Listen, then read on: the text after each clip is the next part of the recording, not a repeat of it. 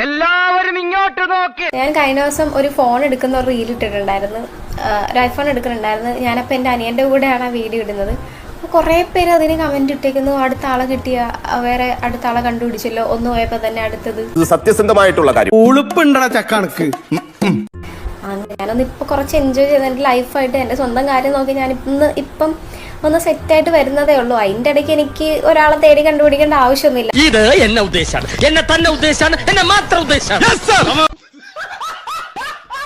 എൻ്റെ ഫാമിലിയും എൻ്റെ ഫ്രണ്ട്സും ഒക്കെ അത്യാവശ്യം വൈബുള്ള ആൾക്കാർ തന്നെയാണ്. അപ്പം പ്രത്യേകിച്ചല്ല, അപ്പൊ ഒന്ന് പോയപ്പോ തന്നെ പെട്ടെന്ന് എനിക്ക് അടുത്ത വൈബ് തേടി പിടിക്കേണ്ട ആവശ്യമൊന്നും ഇല്ല എല്ലാരെയും പോലെ. എൻ്റെ ഒരു എക്സ് സഞ്ജു, അവൻ ഒരു ഏതോ ഒരു ഗേളായിട്ട് എന്തോ റീൽസ് വീഡിയോ ഒക്കെ ചെയ്യുന്നുണ്ട്. അങ്ങനെ പറയരുത്, ഇങ്ങനെ നിങ്ങൾ ഇമോറൽ ആവല്ലേ? എന്തേ? അതായത് ഈ വികാര പരിചരിച്ചാവരുത്. അതിനെ പറ്റി ഞാൻ ഓർക്കാറും ഇല്ല.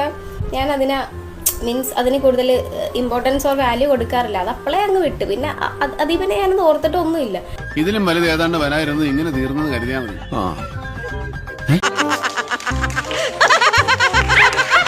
ഒന്ന് പോയ ഉടനെ ചിലരെയും പോലെ പുതിയ വൈബ് പുതിയ ആളെ തന്നെ പെട്ടെന്ന് കണ്ടുപിടിക്കേണ്ട ആവശ്യമൊന്നും എനിക്കില്ല. ഇന്ത്യയിൽ ഒരിടത്തും എനിക്ക് രക്ഷയില്ല.